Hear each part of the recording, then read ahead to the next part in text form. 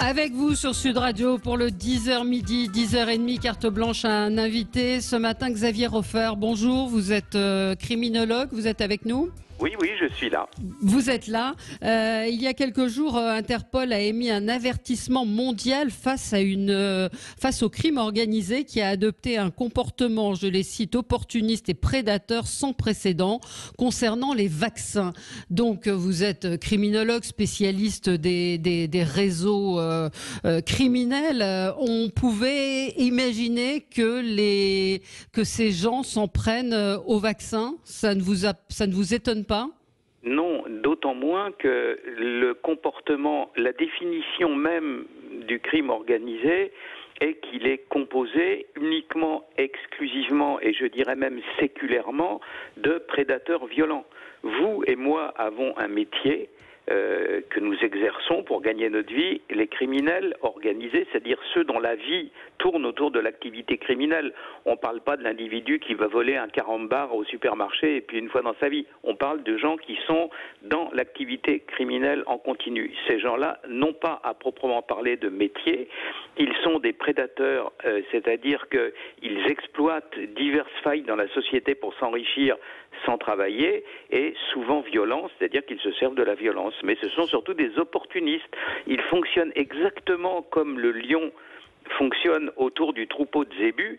Il tourne autour du troupeau de loin, et quand un animal s'est cassé la patte ou est affaibli ou quoi que ce soit, il lui saute dessus et il le mange. Et bien voilà, cette fois-ci, l'opportunisme de ces prédateurs s'exerce sur les fortunes qu'il y a à faire en dérobant, en volant, en espionnant des laboratoires pharmaceutiques pour leur voler des formules de vaccins. Mais c'est du classique.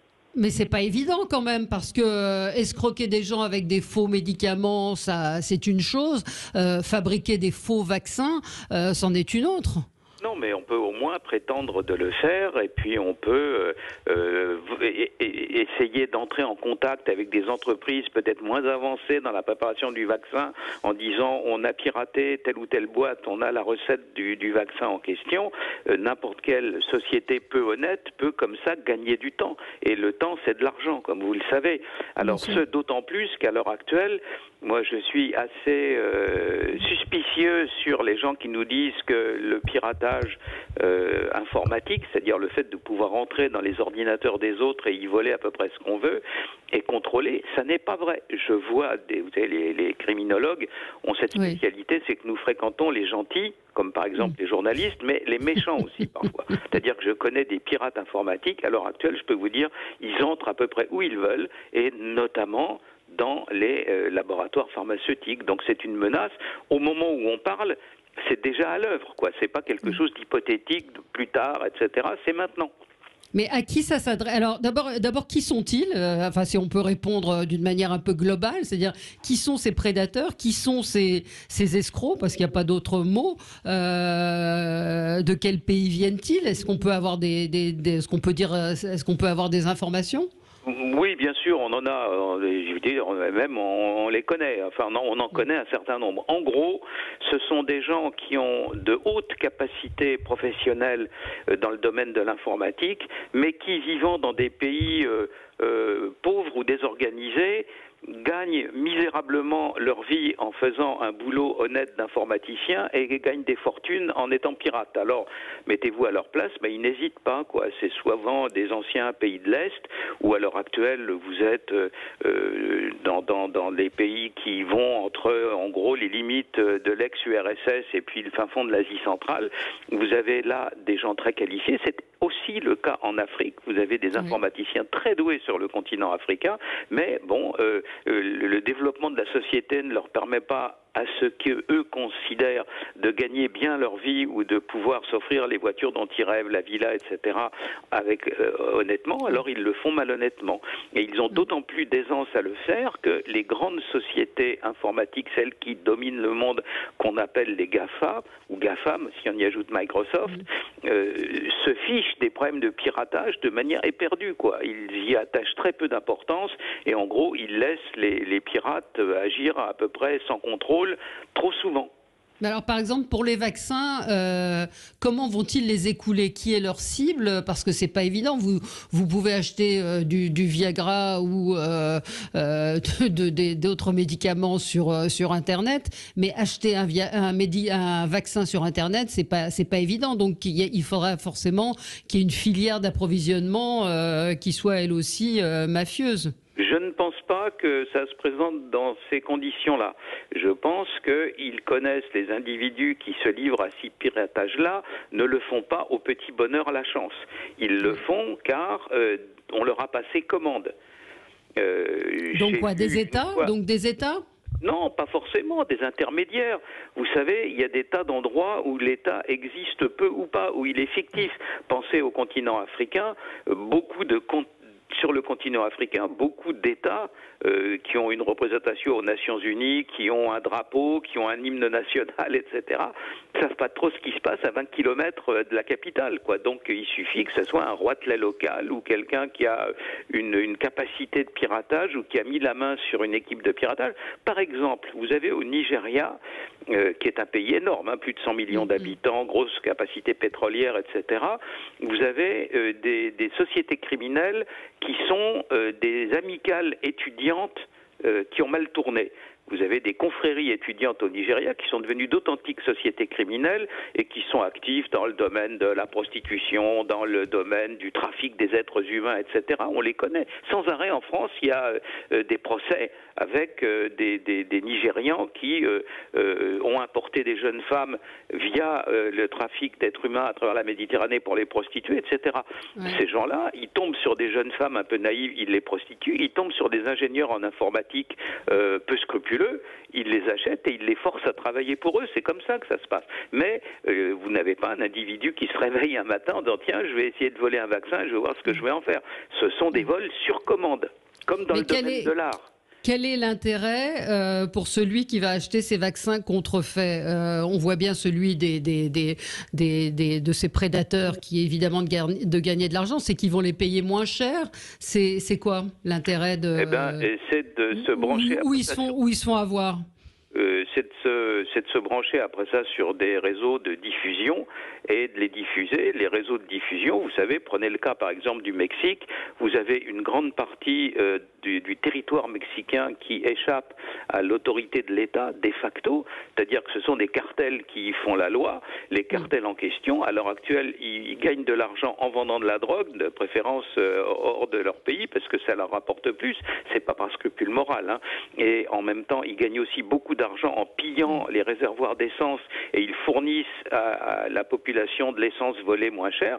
Les mêmes réseaux peuvent très bien prétendre qu'ils ont des vaccins efficaces et les vendre aux malheureux qui après ça penseront être vaccinés et que ça rendra malade ou dans le meilleur des cas à qui ça ne fera rien du tout.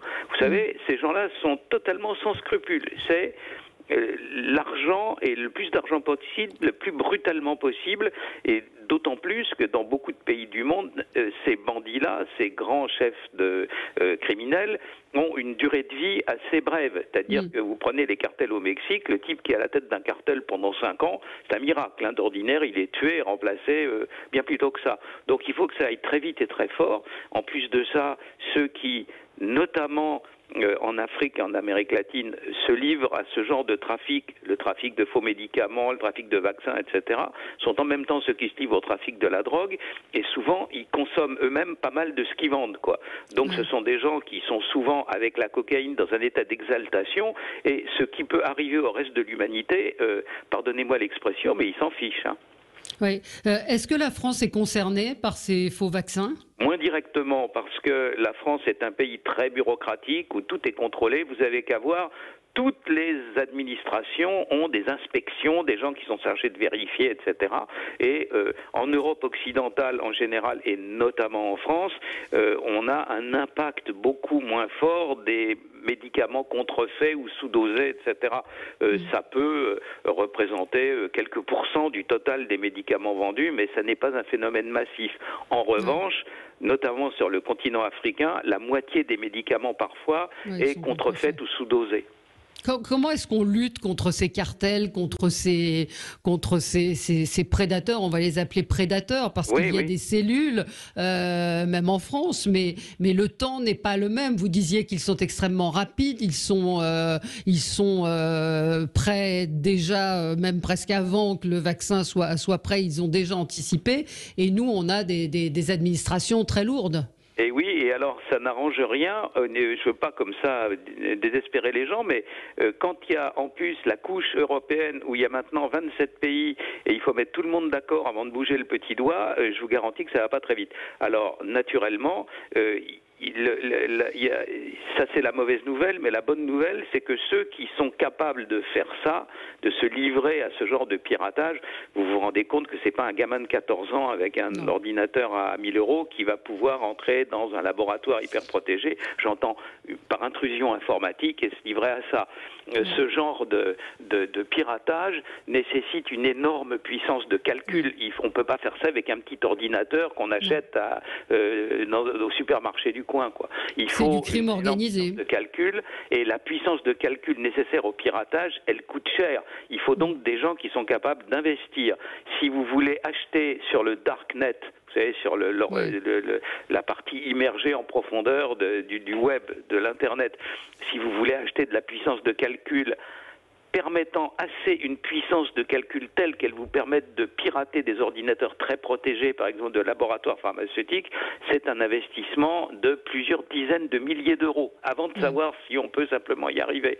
Donc ceux qui font ça ne sont pas des amateurs, ce sont des professionnels. Et les professionnels du crime, qui ne commettent que des crimes, que ce soit dans le monde physique ou dans le monde numérique, sont naturellement des gens qu'on doit pouvoir retrouver, traquer et arrêter, si on s'en donne la peine.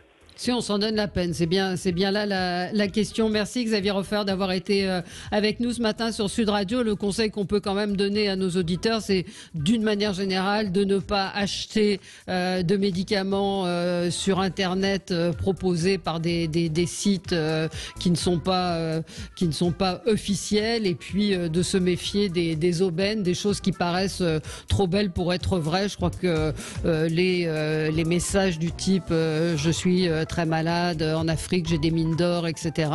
Je pense que beaucoup de gens ont compris que c'était des arnaques, mais ça tient de ce crime organisé. Merci à Xavier Hofer de nous avoir éclairé sur ces faux vaccins.